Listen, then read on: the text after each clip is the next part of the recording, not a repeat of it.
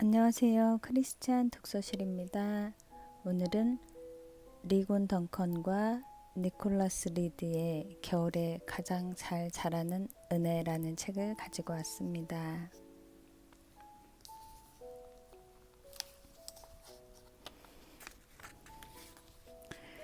이 책은 고통에 대한 책이다.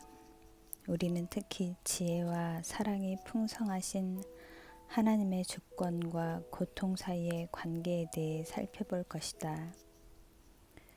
우리가 믿는 것처럼 하나님을 사랑하는 자, 곧 그의 뜻대로 부르심을 입은 자들에게는 모든 것이 합력하여 선을 이룬다. 그렇다면 어떻게 하나님은 고통을 통해 자녀들의 선을 이루시는 것일까? 하나님은 결코 자녀들에게 쓸데없는 고통을 허락하지 않으신다. 그러면 하나님이 고통을 사용하시는 방법은 무엇인가? 우리는 어떻게 고통 속에서 성장하는가? 우리는 어떻게 고통에 반응하는가? 고통이라는 절망적인 상황을 살펴보면서 이야기를 시작해보자. 세상에는 왜 고통과 슬픔이 있는 것일까? 우리가 살고 있는 세상은 고통과 상처로 가득하다. 그리고 고통스러운 일이 끝없이 일어난다. 우리가 아주 잠깐이라도 세상 모든 사람들의 고통을 보게 된다면 너무 괴로워서 미쳐버릴지도 모른다. 세상의 모든 고통을 헤아릴 수 있는 분은 오직 하나님 한 분뿐이시다. 오늘 하루 동안 3,000명의 아이들이 말라리아로 목숨을 잃는다. 이 죽음은 대부분 아프리카에서 발생한다. 이 한 가지 병 때문에 수많은 부모들이 자녀를 잃는 고통과 슬픔을 겪는다. 아프리카에서 에이즈로 사망하는 사람은 올 한 해 동안만 150만 명에 달한다. 매년 5천만 명의 사람들이 각종 질병으로 인해 젊은 나이에 고통스럽게 죽음을 맞이한다. 당신이 이 책을 읽기 시작한 이후 이미 100명의 사람들이 죽었다. 속수무책으로 사랑하는 사람을 떠나보내야 하는 사람들의 고통이 어떨지 생각해보라. 조금 더 범위를 좁혀서 우리의 가정을 살펴보자. 고통의 원인은 가족 내의 문제일 수도 있다. 당신은 늘 부모와 헤어져 있어야 했기에 힘든 시간을 보냈을지도 모른다. 사랑해, 나는 내가 정말 자랑스러워. 너는 나의 기쁨이야. 당신은 꼭 한번 부모님으로부터 이런 말을 들어보고 싶었을 것이다. 하지만 그런 기회는 좀처럼 오지 않는다. 당신은 어느새 아이를 키우는 부모가 되어 있을 수도 있다.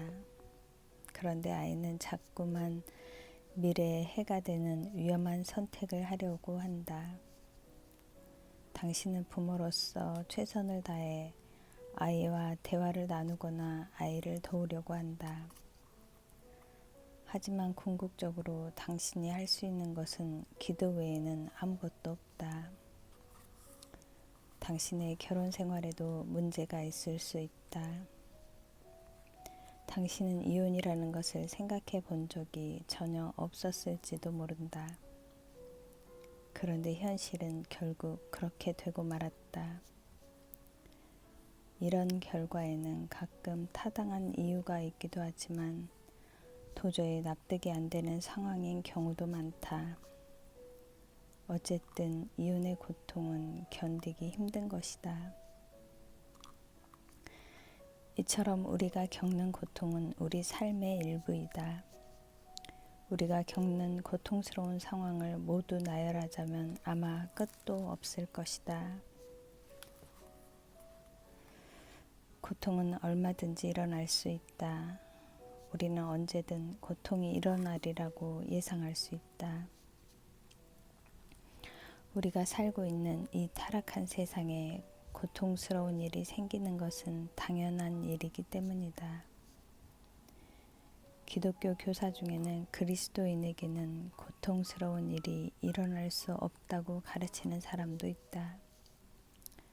하지만 성경과 우리 자신의 경험에 비추어 볼 때 고통이 타락한 인간에게 임하는 것은 아주 자연스러운 일이다. 물론 하나님이 지은 태초의 세상에는 고통이 없었을 것이다. 하지만 죄가 고통을 일깨운 지금은 세상이 고통으로 가득하다. 삶에 고통스러운 일이 일어날 수 있다는 사실을 아는 것은 중요하다.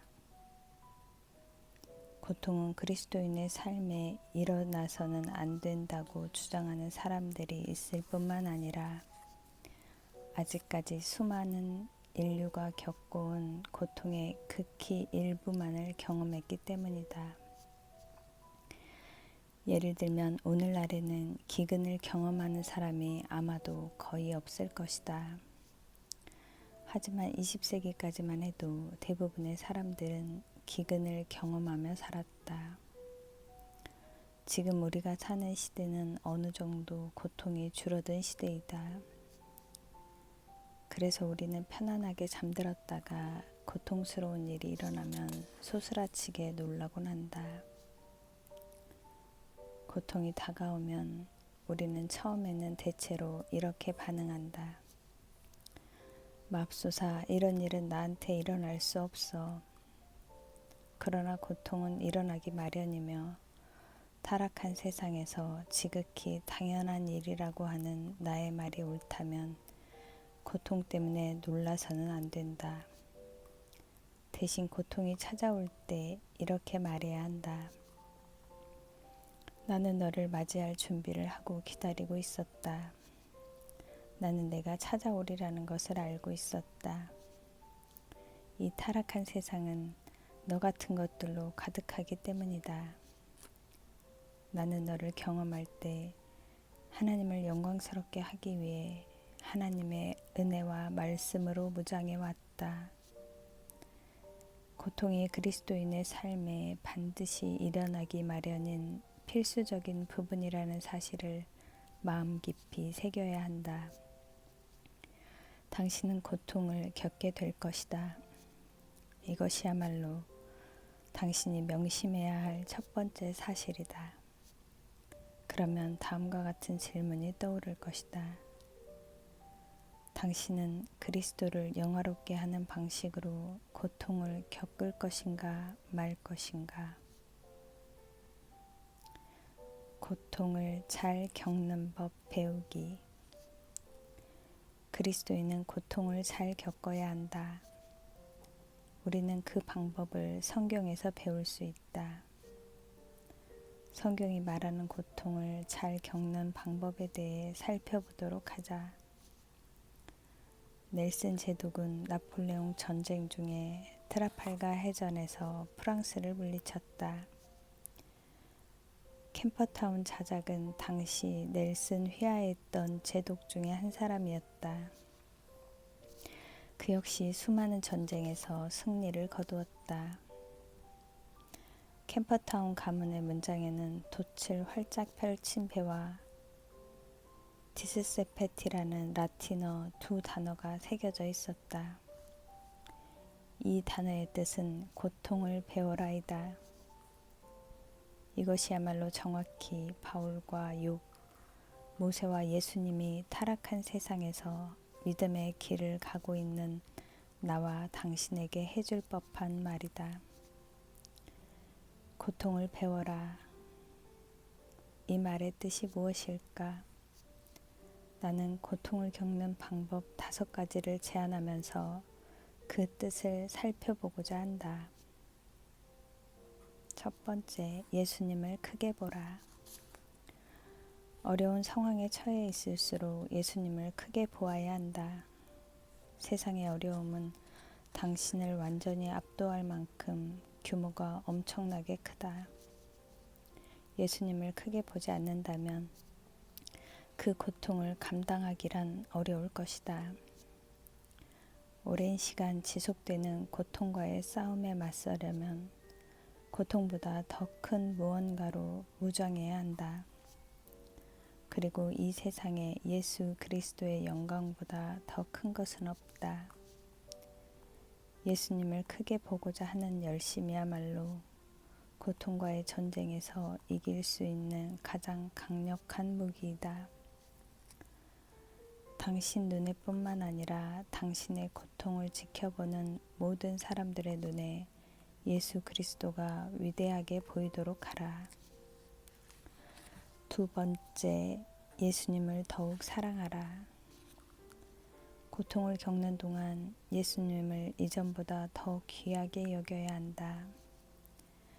고통 중에서도 아직 예수님이 당신에게 가장 소중한 존재가 아니라면 당신의 고통은 덜 무르익은 것이다.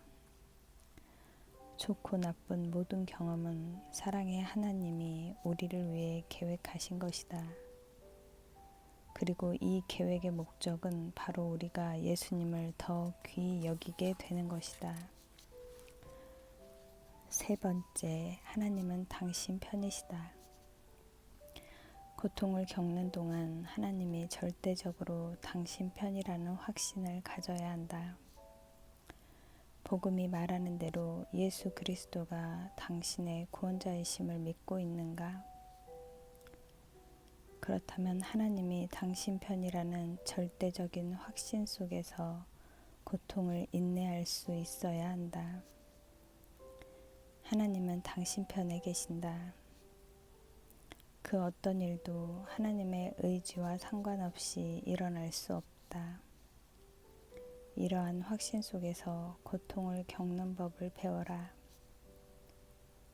예수님은 상산수훈에서 고통을 겪는 법에 대해 가르치셨다.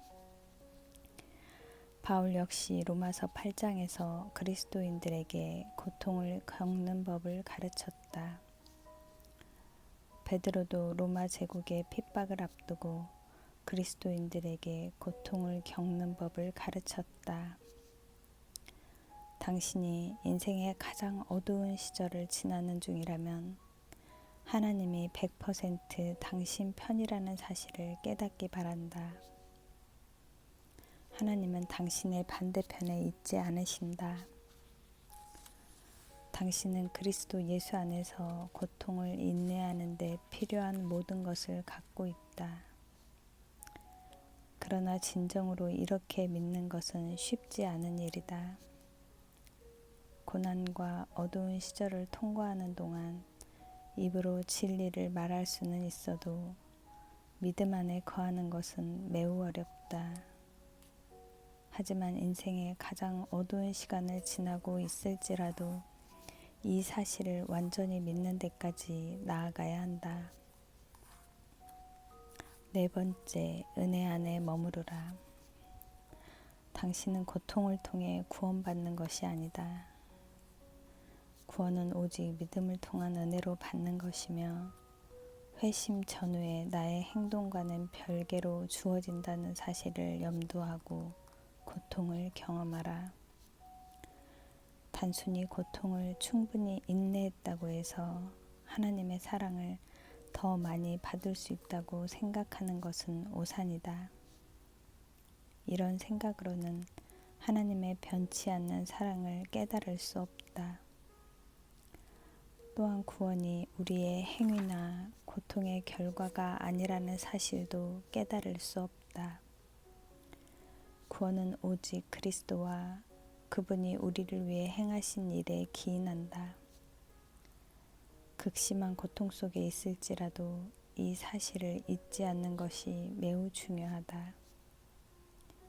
고통을 겪는 동안 마음이 무디어지고 온갖 이상한 생각이 들 수 있기 때문이다. 당신이 하나님의 구원을 받는 방법에 대해 조금이라도 의심한다면 사탄은 그것을 이용해 당신의 평안과 확신을 앗아갈 것이다. 다섯 번째, 고통을 받아들이라.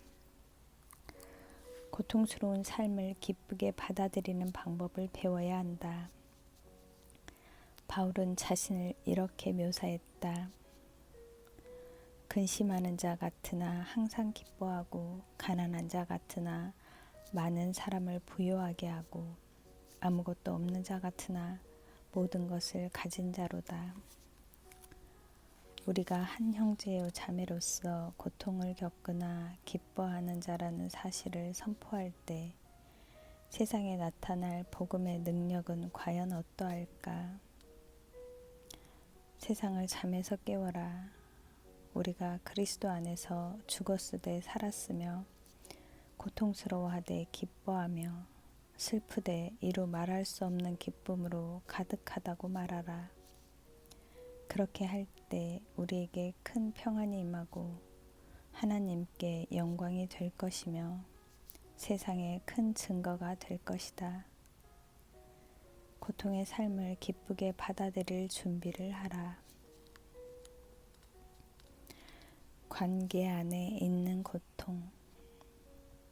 당신은 지금 고통을 겪고 있는가? 그렇다면 당신에게 좋은 소식이 있다. 그것은 바로 성경에 당신이 겪는 고통에 대한 말씀이 많이 있다는 사실이다. 나는 교회 성도들과 대화를 나눌 기회가 많다. 그래서 내가 직접 경험하지 못한 고통에 대해서도 많이 들을 수 있었다. 이것은 굉장한 특권이 아닐 수 없다.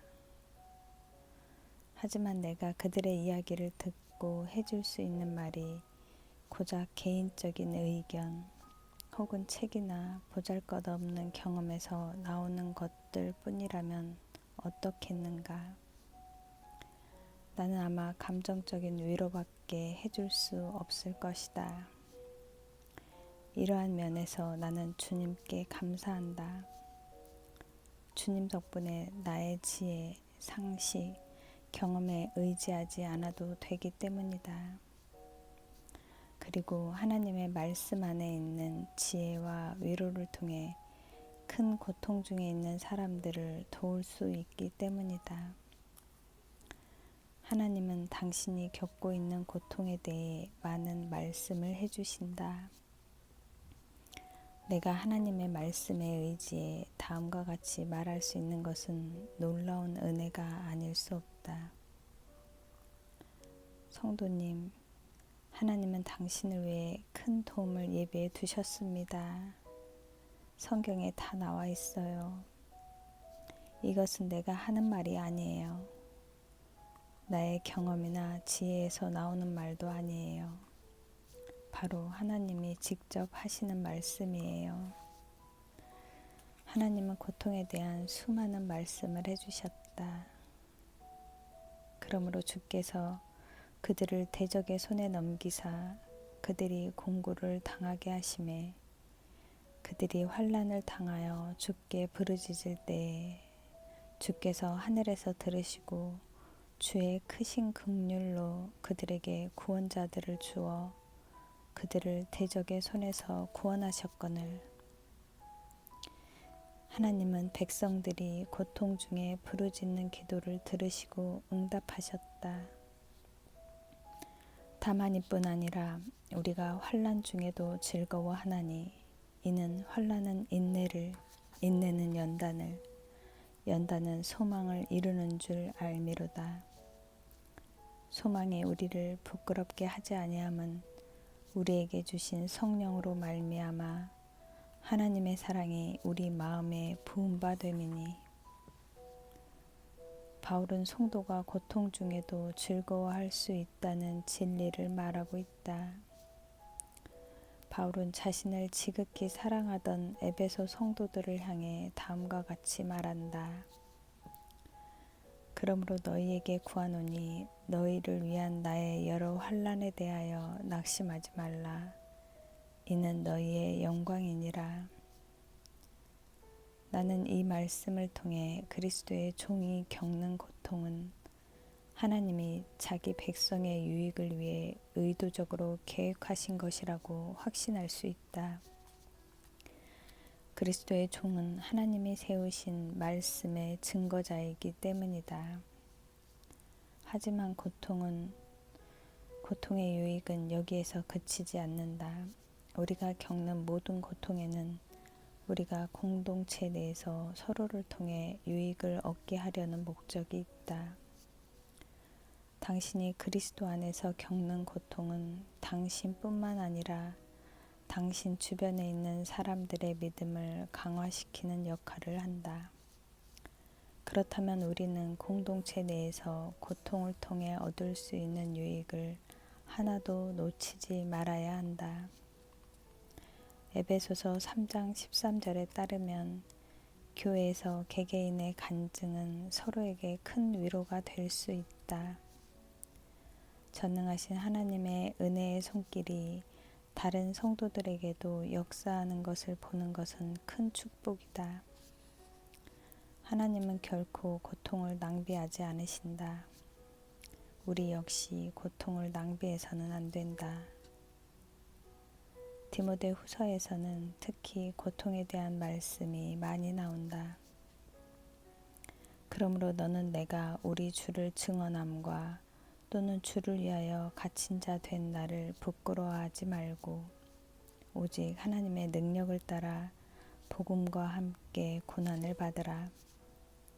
하나님이 우리를 구원하사 거룩하신 소명으로 부르심은 우리의 행위대로 하심이 아니요 오직 자기의 뜻과 영원 전부터 그리스도 예수 안에서 우리에게 주신 은혜대로 하심이라. 바울이 말하는 것은 다음과 같다. 누군가 당신의 구원자는 십자가 위에서 죽었고 당신의 사도들은 감옥에 갇혔으니 당신의 종교는 잘못된 것이 틀림없소 라고 말할 때 절대 낙심하지 마십시오. 당신이 십자가에 못 박힌 구원자를 섬기며 당신이 지지하던 사도들은 로마군에 잡혀갔다고 말할 때 절대 부끄러워하지 마십시오. 바울은 또한 이렇게 말한다. 너는 그리스도 예수의 좋은 병사로 나와 함께 고난을 받으라. 그러나 너는 모든 일에 신중하여 고난을 받으며 전도자의 일을 하며 내 직무를 다하라. 그리고 히브리서 2장 10장을 보라. 그러므로 만물이 그를 위하여 또한 그로 말미암은 이가 많은 아들들을 이끌어 영광에 들어가게 하시는 일에 그들의 구원의 창시자를 고난을 통하여 온전하게 하심이 합당하도다. 예수님이 완전해지신 것은 과연 고통을 통해서가 아니겠는가? 하나님이 우리의 구원의 선봉장이 고통을 통해 완벽해지도록 하셨다는 사실은 그저 놀라울 뿐이다. 고통에 관한 말씀은 계속 이어진다. 형제들아, 주의 이름으로 말한 선지자들을 고난과 오래 참음의 본으로 삼으라.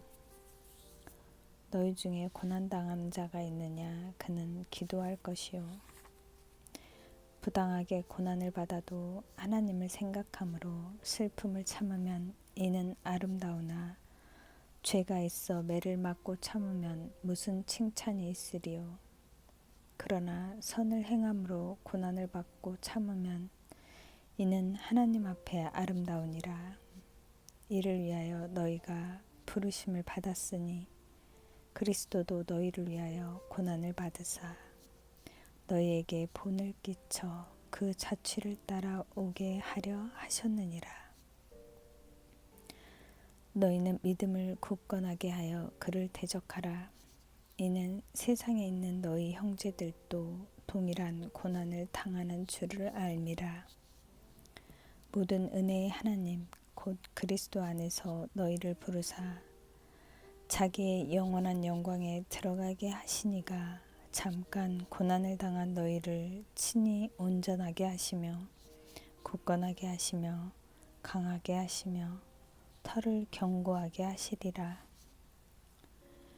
위의 말씀들은 하나님이 성경을 통한 성령의 감동으로 우리에게 얼마나 많은 것들을 주시는지를 보여준다. 이 말씀들이 위로가 되지 않는가? 우리는 고통이 끊임없이 이어지는 세상에 살고 있지만 다행히 하나님은 성경을 통해 고통에 대해 말씀해 주셨다. 성경에 고통에 관한 말씀이 많이 나온다는 점은 성경 말씀이 하나님의 말씀이라는 증거 중에 하나이다. 하나님은 우리를 사랑하신다. 따라서 그분은 우리가 진리를 알고 진리로 인해 위로받기를 원하신다. 고통의 원인. 고통의 원인은 세 가지로 요약될 수 있다. 그것은 바로 죄, 사탄, 하나님이다. 그중 첫 번째 원인을 한 번 더 나누어 보면 이 세상에서 우리가 겪는 고통의 원인은 총 4가지 영역에서 설명될 수 있다. 즉 고통은 우리의 죄, 다른 사람의 죄, 사탄의 역사, 그리고 우리의 주권자 하나님 때문에 일어난다. 그리고 고통은 하나의 원인보다는 주로 여러 원인들의 복합적인 작용에 의해 일어난다. 예를 들면 역대상 21장을 보면 이스라엘의 왕인 다윗이 인구조사를 명하는 장면이 나온다. 당신에게는 다윗의 행동이 별것 아닌 것으로 여겨질 수 있다. 하지만 분명 하나님은 이스라엘의 왕에게 인구조사를 하지 말라고 말씀하셨다. 하나님이 이렇게 말씀하신 이유는 백성들에게 이스라엘의 안전이 군사의 많고 적음이 아닌 하나님의 보호에 달려 있음을 상기시키기 위함이었다. 하나님은 왕과 모든 백성들이 군사력이 아닌 하나님만을 의지하기를 바라셨다. 그러나 다윗은 하나님의 법도를 어기고 인구조사를 실시했다. 이것은 하나님의 백성들에게 무서운 결과를 초래했다. 다윗이 인구조사를 하기로 결정함으로 인해 수만 명의 백성들이 고통을 겪게 된 것이다. 역대상 21장 1절은 이렇게 말한다. 사탄이 일어나 이스라엘을 대적하고 다윗을 충동하여 이스라엘을 계수하게 하니라. 역대상의 저자는 배후에서 다윗을 유혹한 것은 사탄이었다고 말한다. 따라서 이스라엘이 고통을 겪게 된 것은 다윗의 죄 그리고 사탄의 역사 때문이었다. 그러나 사무엘하 24장 1절에서 2절을 보라. 여호와께서 다시 이스라엘을 향하여 진노하사 그들을 치시려고 다윗을 격동시키사 가서 이스라엘과 유다의 인구를 조사하라 하신지라. 이에 왕이 그 곁에 있는 군사령관 요압에게 이르되 너는 이스라엘 모든 지파 가운데로 다니며 이제 단에서부터 브엘세바까지 인구를 조사하여 백성의 수를 내게 보고하라 하니 다윗을 유혹해 인구조사를 하게 한 것은 사탄이었지만 사무엘하는 하나님이 다윗을 부추겨 인구조사를 하도록 하셨다고 말한다. 어떻게 된 일인가? 하나님은 주권자이시다. 사탄은 역사한다. 인간은 죄를 짓는다. 다윗도 사탄도 자신의 의지대로 했다. 그리고 하나님도 주권자로서 스스로의 의지대로 지시하셨다. 결국 이 모든 것이 연합되어 이스라엘에 임한 고통의 원인이 된 것이다.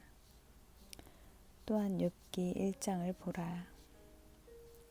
하루는 하나님의 아들들이 와서 여호와 앞에 섰고 사탄도 그들 가운데에 온지라. 여호와께서 사탄에게 이르시되 내가 어디서 왔느냐? 사탄이 여호와께 대답하여 이르되 땅을 두루 돌아 여기저기 다녀왔나이다. 여호와께서 사탄에게 이르시되 네가 내 종 욥을 유하여 보았느냐.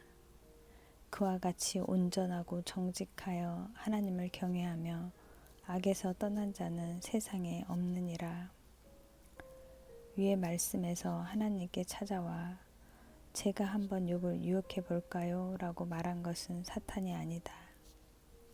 사탄보다 먼저 말을 꺼내신 분은 사실 하나님이시다. 나는 내가 땅을 두루 다녀온 것을 알고 있다. 내가 너에게 언급하고 싶은 사람이 있다. 그는 내가 사랑하는 자이며 그 역시 나를 사랑하고 있다. 그의 이름은 욥이다. 사탄아, 그가 어떤 사람인지 제대로 알아본 적이 있느냐? 그러자 사탄은 이렇게 대답한다. 욥에 대해 언급하시니 저도 제 생각을 말씀드리겠습니다. 저는 그가 고통을 당하고 하나님이 주신 모든 축복을 빼앗긴다면 하나님의 면전에서 하나님을 저주할 것이라고 확신합니다.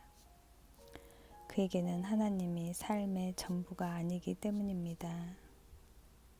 하지만 하나님은 사탄의 생각에 동의하지 않으셨다. 그리고 그 뒷이야기는 누구나 알고 있는 대로 진행된다. 성경이라는 위대한 책이 우리에게 말해주는 것은 욥의 죄와 그의 시련 사이에는 아무런 관련이 없다는 것이다. 물론 욥은 시련 속에서 죄 그리고 불신과 싸워야 했다. 하지만 그의 죄는 그의 고통을 유발한 원인과는 관련이 없었다. 욥의 시련은 사탄의 역사와 하나님의 주권 때문이었다. 이 세상의 고통의 원인에 대해 생각할 때 우선 생각해야 할 것은 죄이다. 죄가 없다면 이 세상에는 고통이 존재하지 않을 것이다. 하나님은 창세기 3장 15절에서 17절에 아담의 죄로 인해 이 세상에 고통과 수고가 임하게 될 것이라고 말씀하셨다.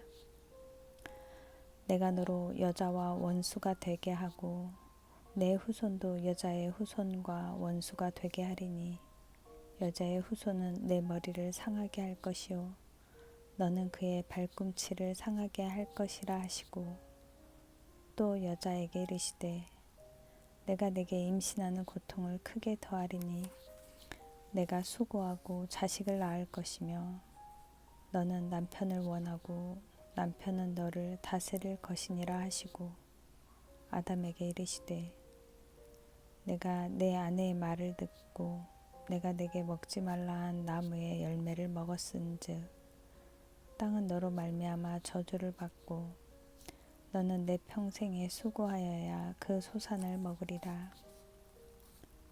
고통에 관한 큰 가르침 중에 하나는 죄가 없다면 이 세상에 고통도 없을 것이라는 점이다. 하지만 고통에서 죄를 향해 거꾸로 선을 그려보라. 내가 겪는 고통이 반드시 나의 죄 때문 아니라는 중요한 사실을 알 수 있을 것이다. 다만 우리는 고통의 순간에도 죄를 미워할 줄 알아야 한다. 아담이 죄를 짓지 않았다면 이 세상에 고통이 없었을 거라는 점을 생각하면 이는 어렵지 않을 것이다. 물론 이 세상에 발생하는 대부분의 고통은 우리 자신의 죄에서 비롯된다. 나 역시 내가 겪는 고통의 대부분이 내가 저지른 죄의 결과가 아닐까 생각하곤 한다. 고통은 자신의 죄 때문에 발생하기도 하고 다른 사람들의 죄 때문에 발생하기도 한다. 또한 때로는 사탄의 역사 때문에 발생하기도 한다. 그리고 언제나 이 모든 것을 주관하시는 분은 하나님이시다. 고통이 당신의 삶에 찾아올 때 하나님은 뒤로 물러나 이렇게 말씀하지 않으신다. 너는 홀로 그 일을 견뎌야 한다. 너의 고통은 나의 능력, 나의 권한, 나의 주권 밖의 일이다. 하나님이 정말로 이렇게 말씀하신다면 하나님은 당신이 그분을 가장 필요로 하는 순간에 존재하시지 않는 분이 된다. 저는 주님이 지금 무엇을 하고 계신지 질문할 수 없어요. 주님은 이번 사건과 상관이 없거든요. 저는 혼자서 이 일을 감당해야만 해요. 라고 말하는 것보다 주님 도대체 지금 무엇을 하고 계신 건가요? 라고 질문하며 괴로운 밤을 보내는 편이 훨씬 낫다. 또한 하나님과는 아무런 관계가 없기 때문에 하나님이 하실 일이 없다고 생각하기보다 차라리 이렇게 질문하는 것이 낫다. 주님, 당신은 도대체 지금 무엇을 하고 계십니까? 물론 욥은 욥기 어디에서도 다음과 같이 말하지 않았다. 주님, 당신은 저를 도와주지 않으셨습니다. 하지만 저는 당신이 저를 도와줄 수 없다는 사실을 알고 있습니다. 오히려 욥은 본질적인 질문을 던진다. 주님, 저는 당신이 통치하고 계시다는 사실을 알고 있습니다. 그렇다면 이렇게 고통을 주시는 이유가 무엇입니까? 욥이 이렇게 질문할 수 있었던 것은 하나님이 모든 것을 다스리시기 때문이다. 우리는 고통을 경험할 때 하나님께 나아갈 수 있다. 이 세상의 친구들도 우리를 위로하겠지만 하나님만큼 우리의 고통을 잘 아시는 분은 없다.